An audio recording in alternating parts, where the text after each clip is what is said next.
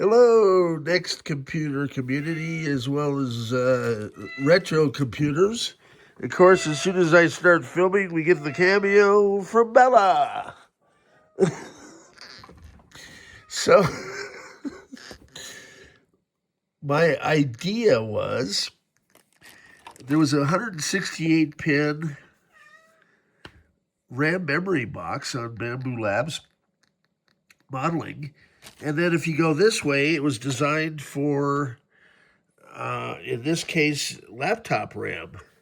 And I got to thinking, 30 pin Sims, I've got them all over the place in bags all over the house.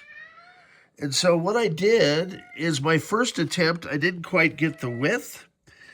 And it said online that 30 pin Sims are 89 millimeters wide. So I went up to, I think this was 93. So I was just a little bit short. And I decided to go ahead and see if I could walk it up just a few millimeters and find the perfect fit. And so I think I've got 96, 98, and 100.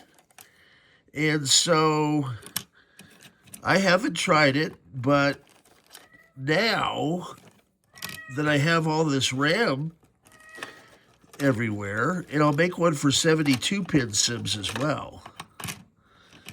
So I'll be able to sort and organize. I'm going to create a little shelf, sliding drawers, or these stack pretty nicely, right? And then I'll be able to efficiently store RAM so it's not getting beat up all over the place, in theory.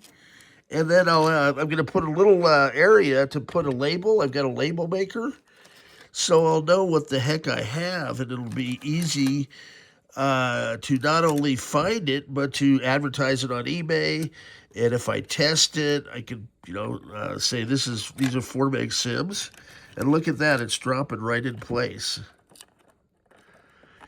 So this is the project, one of the things I was working on today on a Sunday. And in theory, it should just drop right down the line here. And I think this is one that's a little bit wider. So if I even come in a little, a millimeter or so, it'd be a little bit tighter. But I like it having a little bit loose so you don't have to pry it out. And some of them may just be a little bit, wider too. So having the different sizes makes sense. As all manufacturers of RAM are a little bit different. And this is just going to be a really efficient way to store it. Now, sometimes the companies will send the plastic boxes, and they take up quite a bit of space, right, on shelves. And I've got a bunch of those that are empty. But this is just a really quick and efficient way for me to go through and sort a lot of RAM. And then I'll be able to store it efficiently.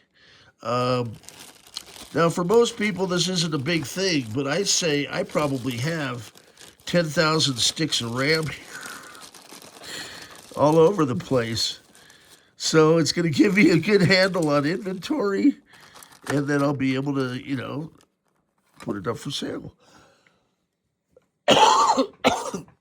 Stay tuned, more fun stuff to come from the black hole. So when I identify RAM, I look and I match on the back the patterns, and then you can match the chips too, because they'll have a manufacturer.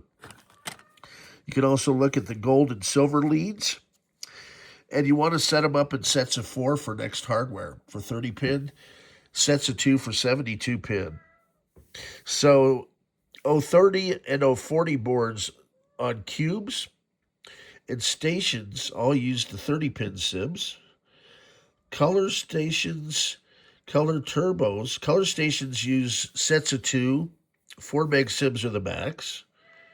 Color turbos can go up to 128 megs RAM, and they do sets of 2, 32 meg. But you can use pairs of 4s, 8s, 16s, and 32s.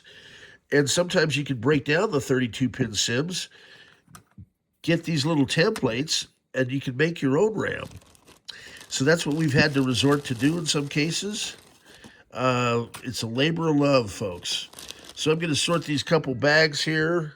And Bella says it's time to go to bed.